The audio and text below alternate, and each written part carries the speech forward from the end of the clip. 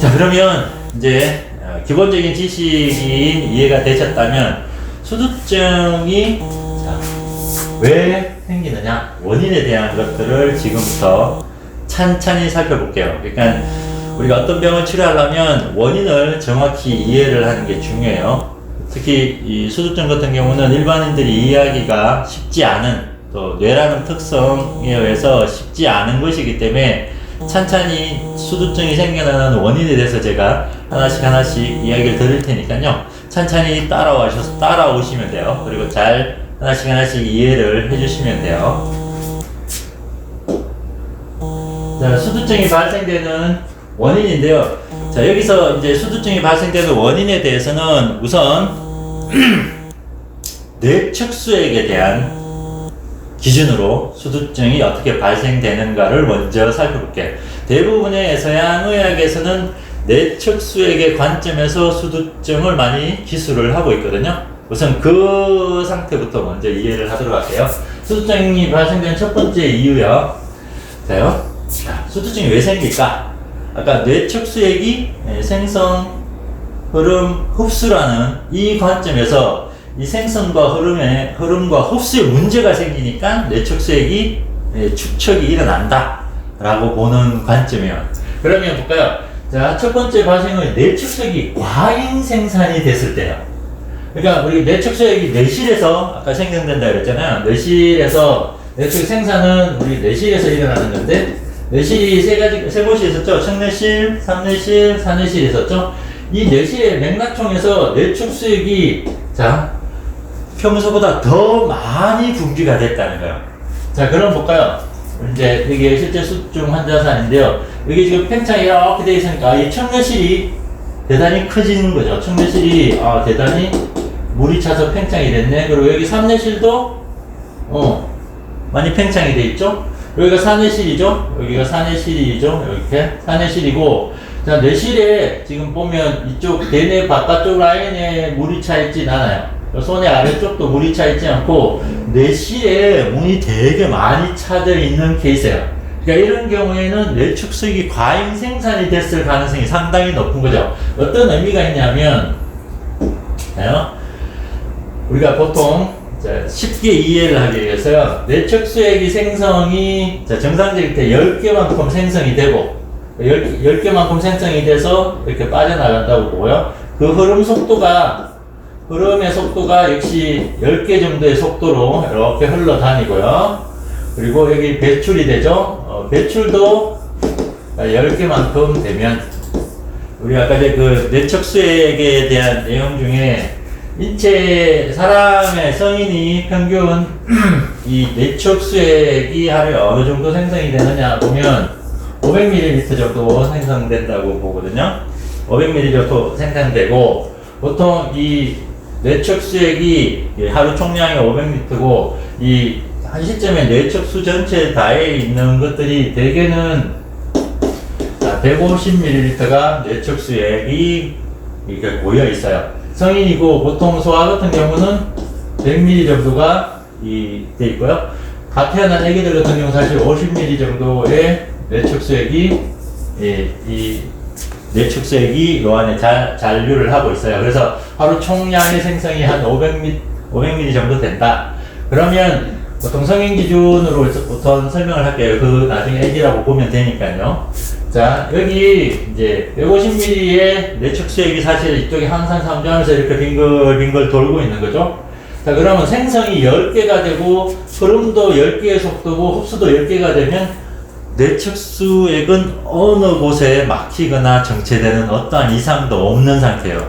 자, 근데 뇌척수액의 과잉 생산이니까 어떤 이유로 갑자기 맥락총에서 뇌실에 있는 맥락총에서 뇌척수액을 10개가 아니라 12개를 분비를 해버린다면 어떤 일이 벌어질까요?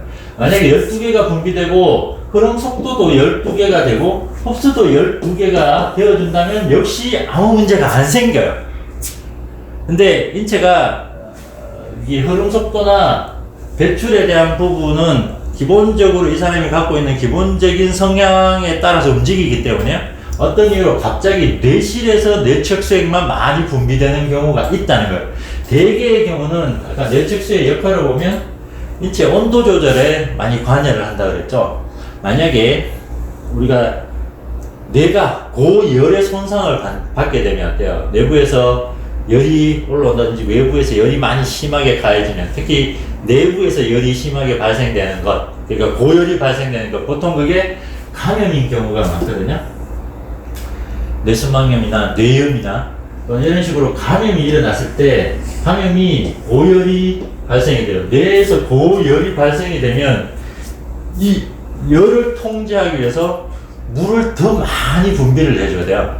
그러니까 뇌가 뜨거워져서 뇌가 익으면 안 되니까 원래 뇌축색의 역할이 온도를 조절하는 거죠. 그래서 고열이 나서 감염으로 인한 고열이 발생됐을 때 그 고열을 식혀주기 위해서 대량의 물을 더 많이 분비를 해요. 급성으로. 우리 보통 화상을 입으면 뜨거운 화상 입은 곳에 수포가 이렇게 생기는 거죠. 틀림없이 뜨거운 열의 손상을 받았는데 피부 조직에는 물주머니가 이렇게 생기는 걸 볼 수 있어요. 그러니까 인체는 고열의 손상을 받으면 그 열을 식히기 위해서 물을 동원한다는 걸 알 수 있어요. 그러니까 화상일 때도 똑같은 상황이죠.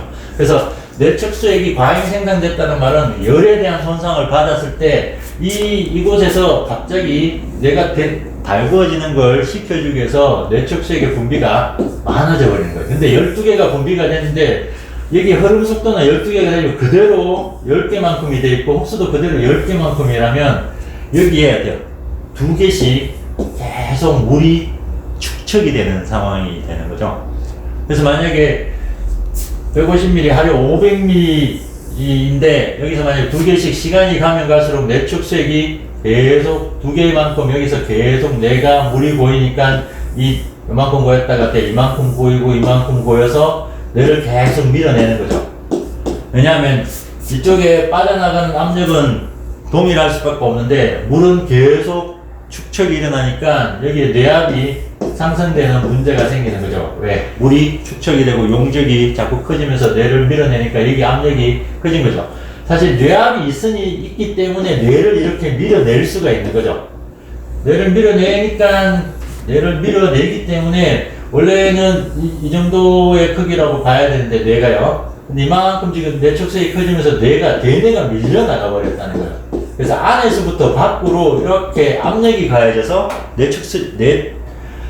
뇌실에서 뇌척수액이 과잉이 되면 여기에 뇌압이 커지면서 뇌를 압박하는 상황이 생겨요.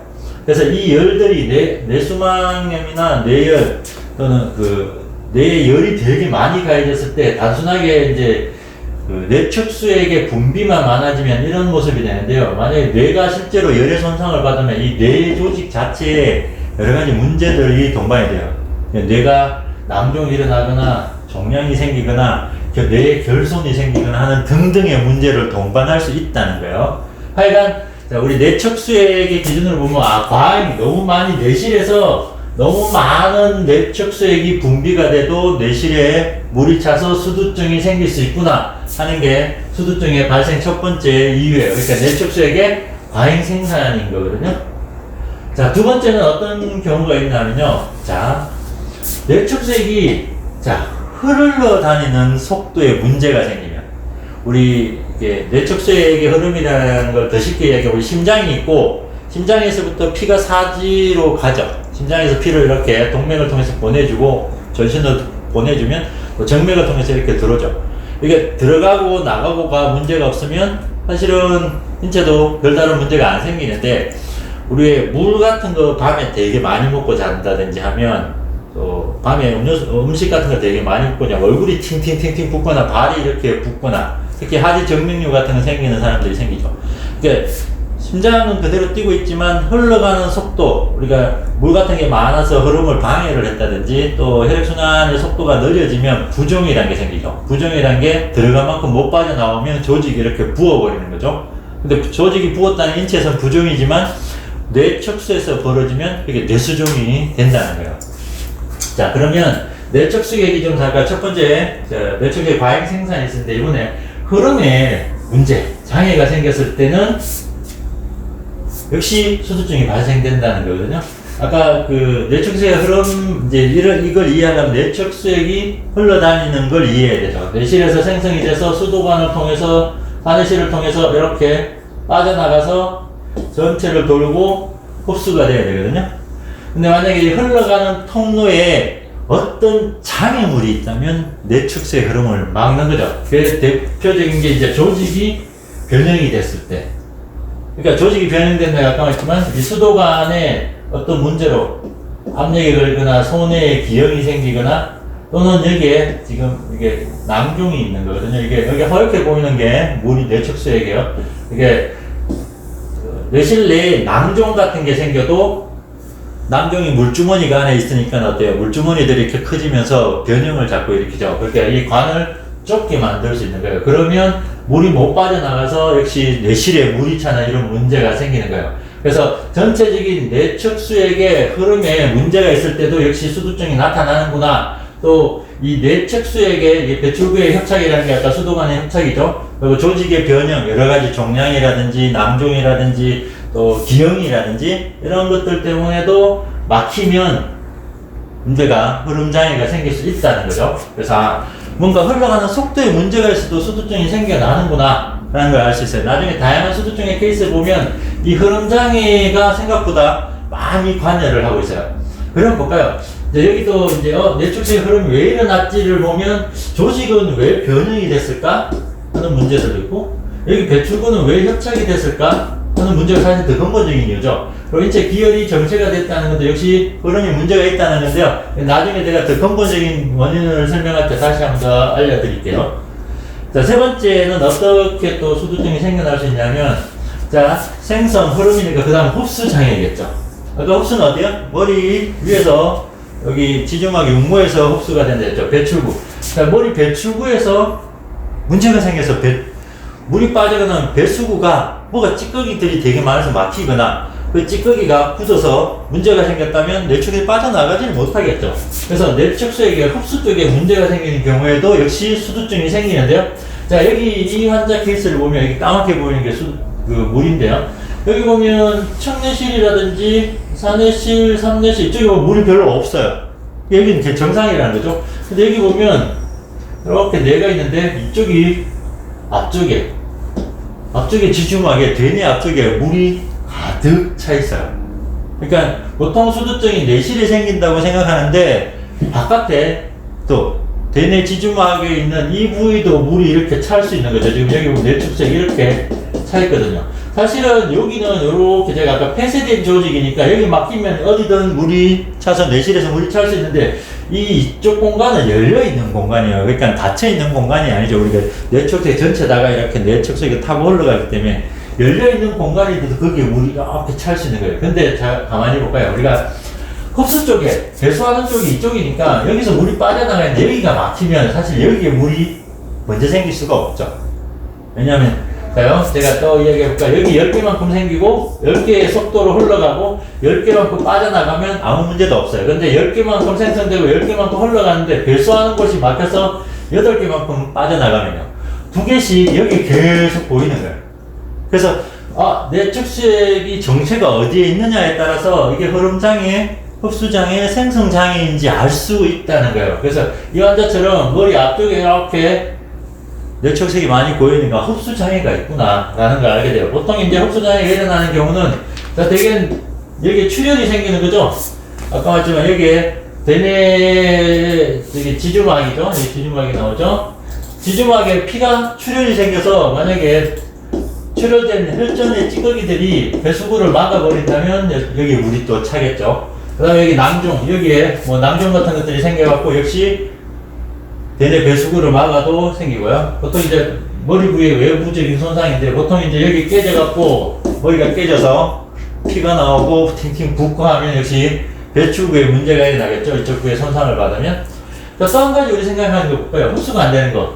자, 여기서 빠져나가서 심장으로 이게 정맥을 통해서 다시 혈액순환으로 들어가야 되는데 만약에 이 전체적인 혈액순환 자체에 문제가 있어서 흘러가는 속도가 되게 약해도 여기서 물이 빠져나가는 게 느려질 수 있어요. 그러니까 부종이 생기는 것 같은 거죠. 그래서 허약한 사람들, 뇌암이 그 안에서 내압이 떨어져도 흐름 자체가 약해져. 물론 흐름 장애가 나타나는 상황에서 흡수 쪽에 더 문제가 일어나면 흡수 장애로 보는 거예요. 근데 내압이 저하되고 허약해서 흐름에 문제가 생기면 지주막의 여러 곳에서 이 흐름 장애에 의한 내축수액 정체가 생겨날 수도 있어요. 아까 그 상시상 정맥동에서 우리가 물이 빠져나가는데 거기가 딱딱해져 버렸다든지 거기 압력이 너무 세게 걸려서 배출하는 부분에 문제가 생겨도 역시 내축수액의 흡수가 이런 흡수 장애가 생기는 거예요. 자, 이렇게 보통 크게 세 가지의 경우로 수두증이 생긴다고 볼 수 있어요. 그러니까 우리가 정리를 간단하게 해보면 수두증이 내축수액이 어떤 곳에 축적이 된 건데 이건 내축수액의 문제네라는 관점에서 보면 내축수액이 많이 생성돼서 갑자기 너무 많이 생성돼서 두 번째 내축수액이 흘러가는 속도에 문제가 생기거나 내축수액의 흐름을 방해하는 요소 때문에 수두증이 생길 수 있네. 세 번째 흡수하는 쪽에서 장애가 일어나면 역시 수두증이 생길 수 있다 라는 이 세 가지의 큰 틀의 상황에서 수두증이 생기는 발생 원인을 살펴볼 수 있어요.